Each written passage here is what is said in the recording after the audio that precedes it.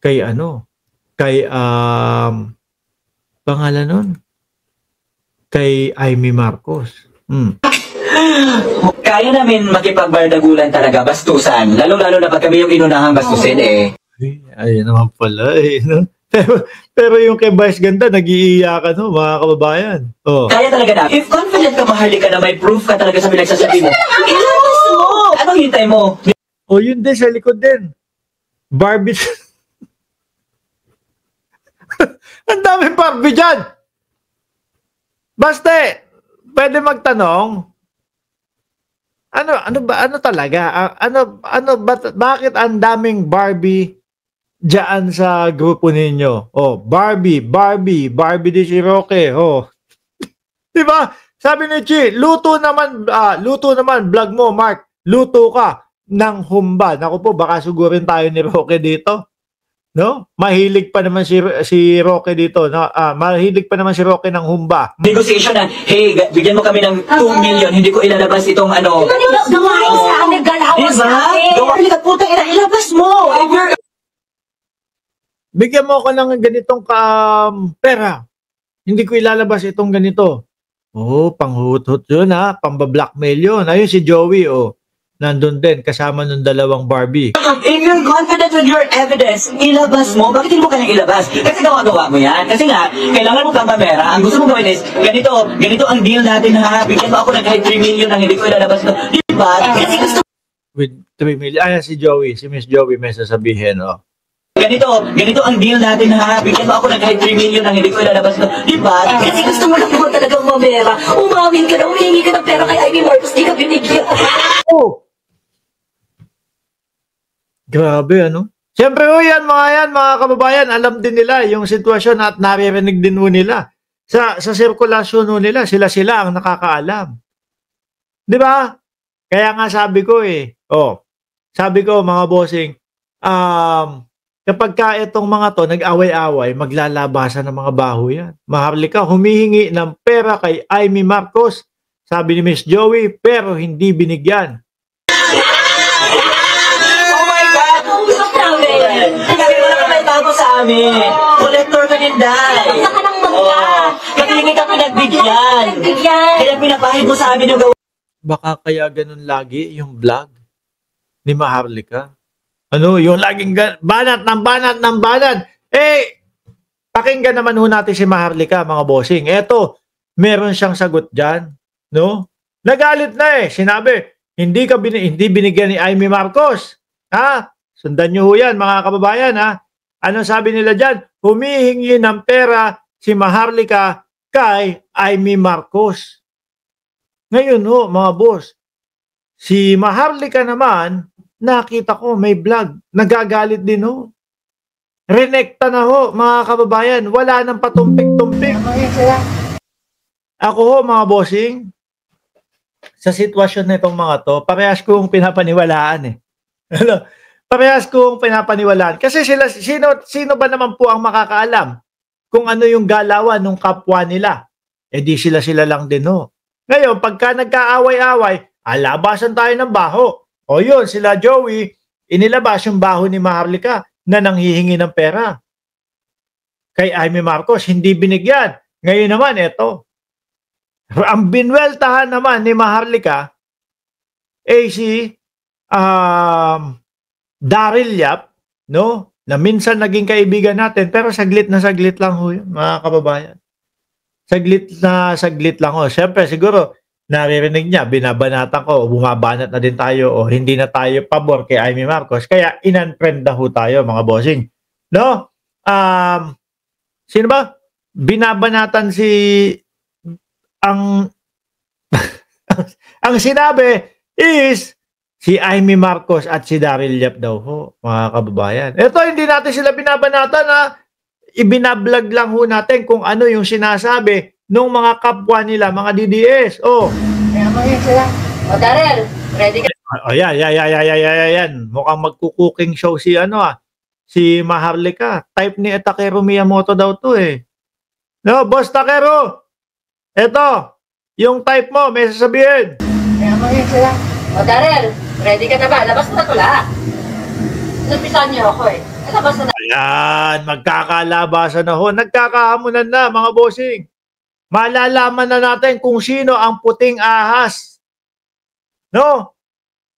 Malalaman na po natin kung sino ang puting ahas na sinasabi, na matagal nang sinasabi ni Maharlika. Ayon sa aking puting ahas, ayon sa aking puting ahas. Eto, pakinggan nyo ho. Sino ang puting ahas? natin ito lahat. Mga kababayan, ang puting ahas, si Ivy at saka si Darren. Sila Hindi ho AI yan, mga bossing. Ang puting ahas ay si Amy at si Daryl. Sabi ho ni Maharlika. Atras ko, oh. Napisan niyo ako eh. Ilabas na natin ito lahat. Mga kababayan, ang puting ahas, si Ivy at saka si Darren. Sila ang nag-feed sa akin Ayap.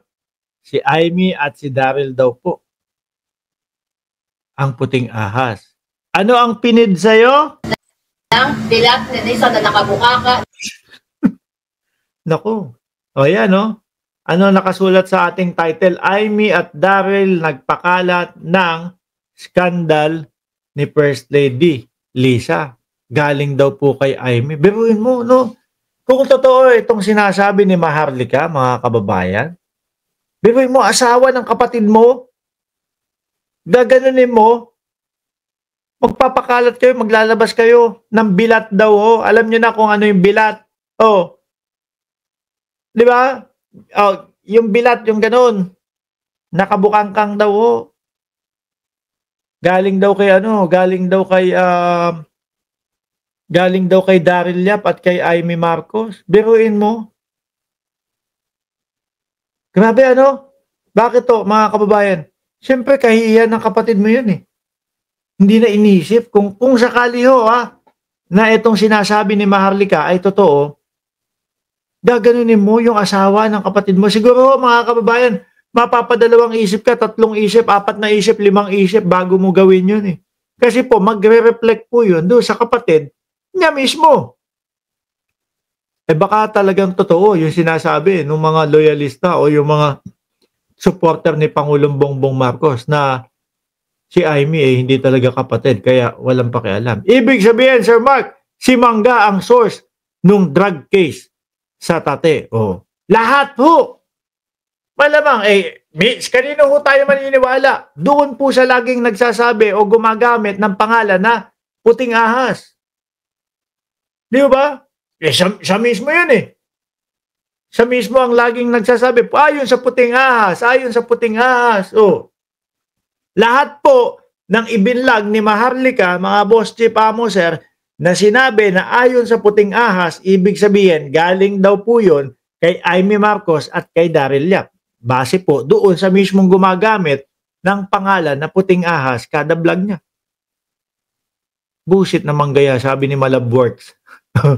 Kapatid pa din po, kaso hap sa nanay. Boss Mark, totoo bang si Amy ang sumisira kay FL Lisa? Ayan po, mismo galing kay Maharlika. Atras pa ho natin konti, mga boss. Okay, ilabas na natin ito lahat. Mga kababayan, ang puting ahas, si Ivy at saka si Darren. Sila ang nag-feed sa akin ng bilat ni Nisa na nakabukaka na nagpakangkang daw. Ang sa akin lang, bakit kay Maharlika maniniwala? Hindi naman official yan. Hindi, ang ibig kong sabihin, boss, no? Siya mismo yung gumagamit nung ayon sa puting ahas. Siya mismo yung gumagamit nung word na yon para i-describe yung kanyang source. Tapos ngayon, sinasabi niya ngayon yung puting ahas niya. Kanina tayo maniniwala? Siya yung nagsasabi nun eh. Sa kanya, o siya yung nagpauso nung puting ahas na pangalan na yun. Nilantad niya si Amy daw at si Daryl Yap. Ako hindi ko magagawa sa kapatid ko yun. No? Kahit ano sigurong galit ko, kahit ano sigurong inis ko sa kapatid ko, hindi ko gagawin yung mga ganong bagay, mga bossing. Oh. Diba? O Lisa, alam mo na, magkagatan kayo ngayon. Sabi nga, don't me. Ako, may word of honor ako. Oo. Di ba? Ngayon, mga kababayan, kilala nyo na yung puting ahas. at kung kanino nanggaling yung video o litrato na nakabukaka daw si First Lady Lisa Marcos. Nakita daw yung bilat. Mismo ang galing. Siya nag-ano nun eh. Siya nag-vlog nun eh. Di ba? Siya nag-vlog nun. Oh. Ngayon, nakikita nyo ho mga kababayan, mga boss chief amuser, kung saan po ang kinatunguhan ng mga DDS, away-away. No? Sila ho nagbabanatan na, sila ho nagsisiraan na, mga bossing,